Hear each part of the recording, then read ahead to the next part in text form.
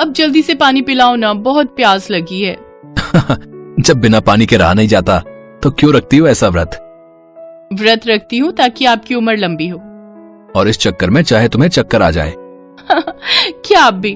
अब चलो जल्दी, मैंने बहुत बढ़िया खाना बनाया है आज। ये कहानी है ज्योति और विमल की। दोनों पति पत्नी एक दूसरे से बहुत प्यार करते थे। हर साल करवा चौथ के दिन ज्योति विमल की लंबी उम्र के लिए निर्जल व्रत रखती थी। हालांकि विमल हमेशा उसे ऐसा करने से मना करता था, लेकिन ज्योति नहीं मानती थी। ऐसे ही समय बीतता रहा और फिर एक बार, तुम्हारी तबीयत ठीक नहीं है, जिद छोड़ो और कुछ खा लो। नहीं जी, मैं अपना व्रत नहीं तोड़ सकती। और अगर तुम्हें कुछ हो गया तो? चाहे जो हो जाए, मैं करवा चौथ का व्रत नहीं तोड़ सकती। आप समझने की कोशिश कीजिए। मुझे एक बात बताओ, अगर इस व्रत के चक्कर में तुम्हें कुछ हो गया तो मैं क्या करूंगा लंबी उम्र का? अब बस इस बार रहने दो, मान लो मेरी बात। विमल ने ज्योति को बहुत समझाया, मगर ज्योति नहीं मानी और उसने खराब तबीयत में भी करवा चौथ का व्रत रखा, जिससे उसकी तबीयत और भी बिगड़ गई। और फिर अगले करवा चौथ से कुछ दिन पहले, सुनिए ना, एक बात बोलनी थी आपसे। हाँ बताओ ना, क्या बात है? अब वो करवा चौथ आ रहा है तो मैं परसों बाजार जाऊंगी। अच्छा, क्या हुआ? पैसों की दिक्कत है क्या? ना, इतनी भी दिक्कत नहीं है। अब तुम परसों जाओगी ना तो मैं तुम्हें परसों ही पैसे दे दूंगा, ठीक है? विमल की बात सुनकर ज्योति खुश हो गई। दरअसल विमल एक मजदूर था। वो मंडी में ट्रकों से अनाज उतारने और चढ़ाने का काम करता था। उस काम में मेहनत ज्यादा थी और पगार बहुत कम। बस किसी तरह से विमल अपना और ज्योति का गुजारा चला रहा था। लेकिन फिर भी दोनों पति पत्नी कभी इस बात को लेकर अफसोस नहीं करते थे। 2 दिन बाद जब विमल काम से घर लौटा तो उसने देखा कि ज्योति माता रानी की पूजा कर रही थी। विमल भी उसके साथ हाथ जोड़कर बैठ गया और फिर पूजा पूरी होने के बाद, अरे आप कब आए? बस अभी अभी। ये लो, तुम्हें पैसे चाहिए थे ना? हाँ, कितने अच्छे हो आप। हाँ, वो तो मैं जानता हूँ। ज्योति को पैसे देने के लिए विमल ने कई घंटों तक अलग से काम किया था। ज्योति उस दिन बाजार से अपने लिए एक साड़ी और सुहाग का सामान लेकर आई, लेकिन जैसे ही वो सामान लेकर घर में घुसी, अचानक बेहोश हो गई। गिरते ही उसका मुंह अकड़ने लगा और ये देखकर विमल घबरा गया। वो फौरन ज्योति को लेकर सरकारी अस्पताल पहुंचा और फिर, डॉक्टर साहब, क्या हुआ मेरी ज्योति को? देखिए, आपकी पत्नी को सीरियस पैरालिसिस अटैक पड़ा है। हम पूरी कोशिश कर रहे हैं पर उनकी हालत फिलहाल ठीक नहीं है। नहीं डॉक्टर साहब, कुछ भी करके उसे ठीक कर दीजिए। अगर मेरी ज्योति को कुछ हो गया तो मैं भी जी नहीं पाऊंगा। हिम्मत रखिए, भगवान पर भरोसा रखिए। ज्योति को अचानक लकवा पड़ा था, जिस वजह से ना तो वो कुछ बोल पा रही थी और ना ही हिल डुल पा रही थी। उसकी ये हालत देखकर विमल बस रोए जा रहा था। पूरा एक दिन गुजर गया मगर ज्योति की हालत में कोई सुधार नहीं हुआ और फिर, डॉक्टर साहब प्लीज कुछ कीजिए। देखो, हम पूरी कोशिश कर रहे हैं और आप बार बार हमें ऐसे परेशान मत करो। हमें दूसरे पेशेंट्स को भी देखना होता है। पर मेरी बीवी की हालत बहुत खराब है साहब। गुस्सा मत दिलाओ, यहाँ सभी की हालत खराब है। अगर अपनी बीवी की इतनी ही चिंता है तो या तो कोई बड़ा डॉक्टर लेकर आओ या फिर अपनी पत्नी को किसी बड़े अस्पताल में लेकर जाओ, समझे? विमल बार बार ज्योति को लेकर डॉक्टर से मिन्नतें करता रहा, जिससे डॉक्टर भी झल्ला गए और उन्होंने विमल को डांट दिया। डॉक्टर की बात सुनकर विमल हताश हो गया और फिर वो सीधा माता रानी के मंदिर में पहुंच गया। माँ, अब आप ही कुछ करो। वो कहते हैं कि किसी बड़े डॉक्टर को लेकर आओ या फिर किसी बड़े अस्पताल में लेकर जाओ। माँ, आपसे बड़ा कौन है इस जग में? मेरी ज्योति को बचा लो माँ, बचा लो उसे।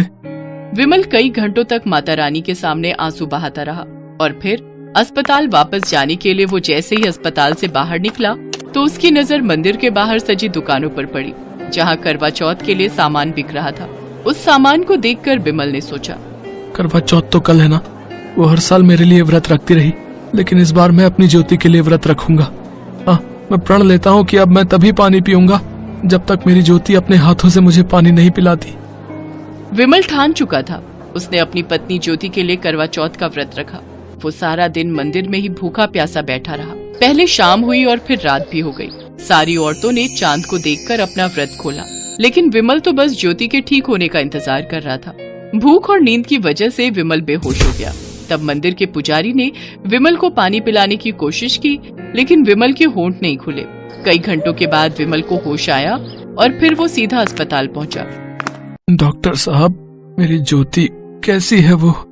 अरे वही बताने के लिए तो तुम्हें कब से ढूंढ रहे हैं हम। अच्छा सुनो, वो डॉक्टर मैडम का फोन नंबर लाकर दो जरा। कौन सी डॉक्टर? भाई वो तो तुम बताओगे ना। मुझे तो वार्ड बॉय ने बताया कि रात में तुम किसी लेडी डॉक्टर को लाए थे अपने साथ। वो डॉक्टर ज्योति को अपने साथ ऑपरेशन थिएटर ले गई। उन्होंने किसी को भी अंदर नहीं आने दिया, और जिस बीमारी को हम इतने दिनों से पकड़ नहीं पा रहे थे, उन्होंने कुछ ही घंटों में उसे बिल्कुल ठीक कर दिया। ज्योति को होश आ चुका है और वो बोल भी रही है। भाई सच मानो, ये किसी चमत्कार से कम नहीं है।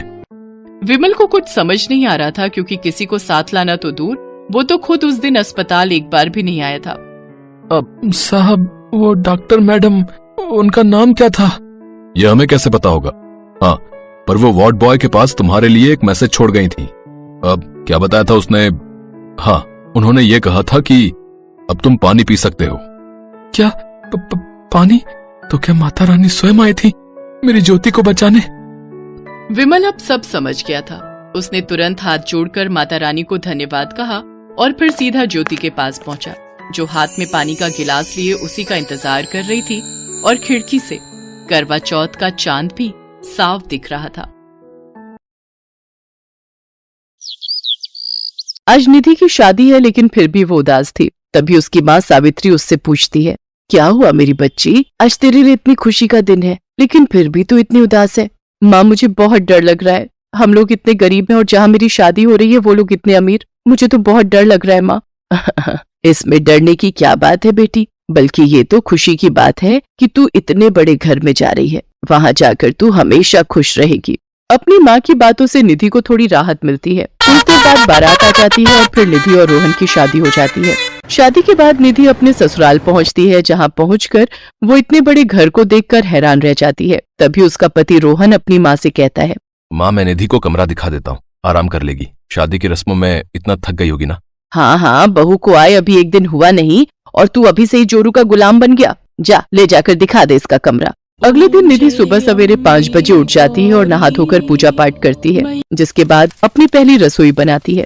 ससुराल के पहले दिन में अपनी पहली रसोई में निधि सबके लिए मटर पनीर, पूरी और हलवा बनाती है। सब बड़े ही खुश होकर खाते हैं। तभी उसकी सास उससे कहती है, बहू, खाना अच्छा बना है।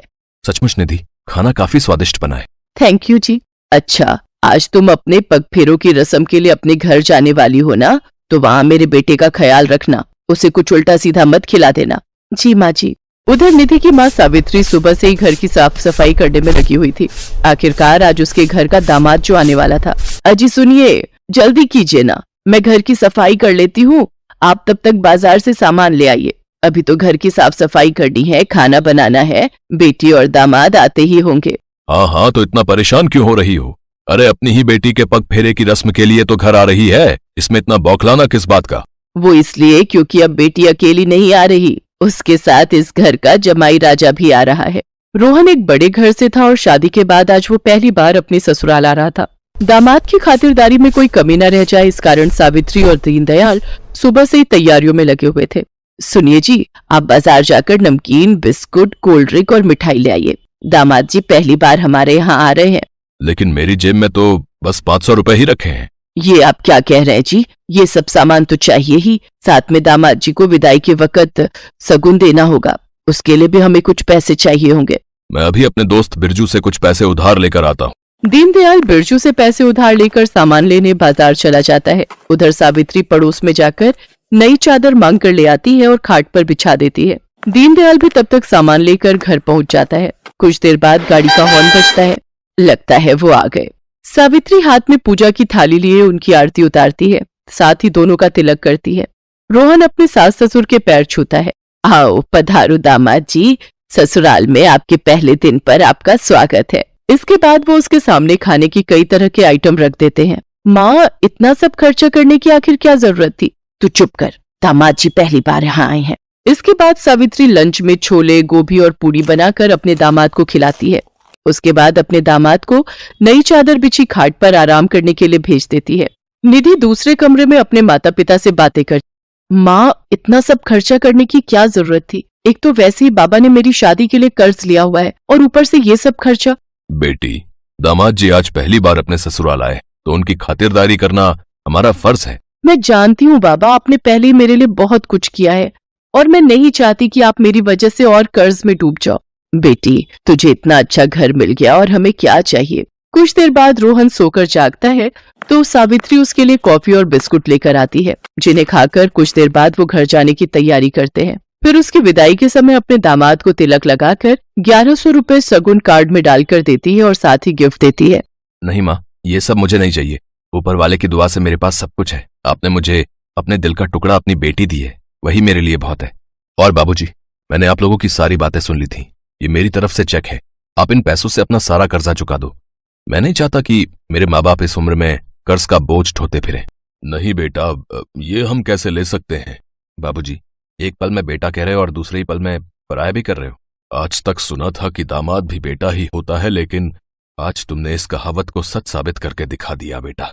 जुग जुग जियो मेरे बेटे और सदा खुश रहो। अपने माता पिता के प्रति रोहन का ऐसा व्यवहार देखकर निधि की आंखों में आंसू आ गए, तो वहीं सावित्री और दीनदयाल के मन में अब रोहन के लिए इज्जत और प्यार और बढ़ गया। Thanks for watching.